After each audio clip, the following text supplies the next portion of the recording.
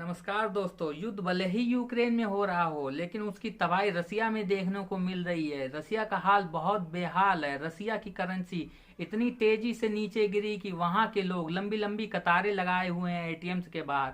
वहां की बैंकों के पास कैश नहीं है पब्लिक को देने के लिए। लोगों ने फोन और इलेक्ट्रॉनिक चीजों को होल्ड करना शुरू कर दिया है, जल्दी से जाकर खरीद रहे हैं, क्योंकि ये ऐसी चीजें हैं जिनकी कीमत नहीं जाएगी। क्योंकि लोगों का मेहनत से कमाया गया पैसा अपनी वैल्यूज लूज करने लग रहा है। हजारों रसियन लोग अपनी तनख्वाह नहीं ले पा रहे हैं जो विदेशों में डील करते थे। महंगाई इतनी तेजी से बढ़ रही है कि वहां के लोगों को लगने लग रहा है कि रसिया की हालत कहीं वेनेजुएला जैसी ना हो जाए। रसिया में ऐसा क्यों हो रहा है? जब भी कोई देश किसी युद्ध पर जाता है तो उस देश की इकोनॉमी पर क्या फर्क पड़ता है, उस देश के आम नागरिकों पर क्या फर्क पड़ता है।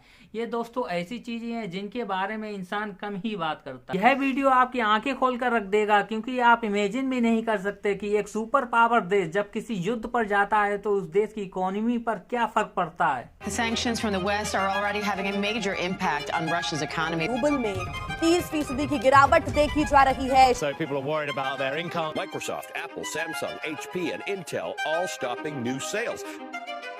At McDonald's, final orders. It's suspending business in Russia. All Western businesses are shutting down. Everyone who can is leaving. Will be left isolated. Netflix has pulled out. TikTok won't allow new posts by Russian users. The ruble worth less than a penny.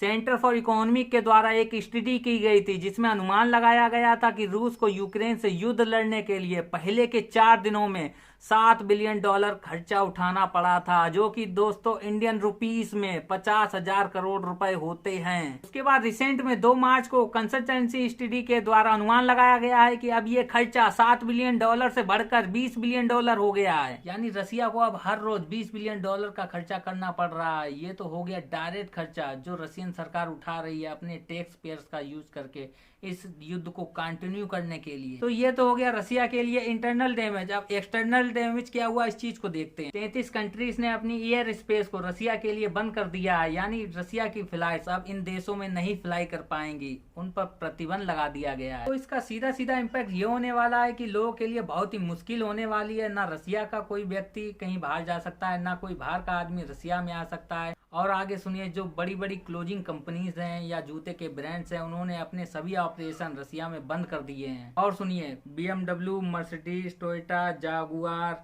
Honda, जो बड़ी बड़ी car companies हैं, जिन्होंने कहा है कि वे सारे operation बंद कर देंगे रसिया में और गाड़ी को एक्सपोर्ट करना भी बंद कर देंगे रसिया में। किया, जो कि बहुत बड़ी फर्नीचर कंपनी है, जो कि रूस में बहुत बड़े पैमाने पर फर्नीचर मैन्युफैक्चर करती है, जिसने डिसाइड किया है कि वह रूस में अपनी मैन्युफैक्चरिंग बंद कर देगी और उससे रिलेटेड सारे ऑपरेशन भी बंद कर देगी। इसका सीधा सीधा असर उनके वर्कर्स पर पड़ने वाला है। बात करते हैं रसिया पर हुई डिजिटल स्ट्राइक की। फेसबुक, ट्विटर, यूट्यूब, गूगल ने अपनी सारी सर्विसेज को रसिया में बंद कर दिए हैं। वीजा और मास्टर का 2 ऐसे बड़े पेमेंट प्रोसेसिंग नेटवर्क जिनका यूज दुनिया का लगभग हर देश करता है, उन दोनों कंपनी ने डिसाइड किया है कि वे अपनी सर्विसेज रसिया में बंद कर रहे हैं। साथ ही उन्होंने यह भी कहा है कि वे रसियन बैंक्स को ब्लॉक कर रहे हैं। रसिया एक ऐसा देश है जहां पर 74% ट्रांजैक्शन इन्हीं सर्विसेज के द्वारा होती हैं, अब नहीं हो पाएंगी। इंटरनेशनल पेमेंट ट्रांसफर कंपनी रेमिटी और वाइज ने भी अपनी सर्विसेज को रसिया के लिए बंद कर दिया। नेटफ्लिक्स ने कह दिया है कि रसियन लोगों के लिए नए अकाउंट साइन अप करना इम्पॉसिबल, यानी बंद हो चुका है। सैमसंग, जो कि साउथ कोरियन कंपनी है, जिसने डिसाइड किया है कि वह अपनी सर्विसेज और अपने प्रोडक्ट को रसिया में नहीं बेचेगी। इमेजिन करके देखिए, ये ग्लोबल कंपनी जिनके प्रोडक्ट और सर्विसेज को हम अपनी रोजमर्रा की जिंदगी में इस्तेमाल करते आए हैं, अचानक उनके बंद होने से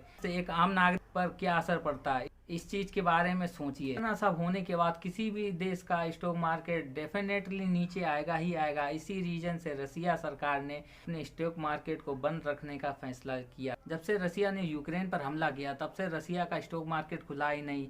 इसी डर से जब भी वे खोलेंगे तो बहुत बड़ा क्रैश देखने को मिलेगा, इसी डर से खोला ही नहीं। तो दोस्तों, कुल मिलाकर इस युद्ध से किसी को कोई फायदा नहीं होने वाला। सबसे ज्यादा जो नुकसान हो रहा है वो रूस का हो रहा है। और अगर ऐसे ही रूस युद्ध करता रहा और बाकी देश उस पर अगर ऐसे ही कड़े प्रतिबंध लगाते रहेंगे, तो वह दिन दूर नहीं जब रूस की इकोनॉमी एक शून्य के बराबर हो जाएगी। तो दोस्तों, अगर आपको इस वीडियो से कुछ सीखने के लिए मिला हो तो हमारे चैनल को सब्सक्राइब जरूर कर दें।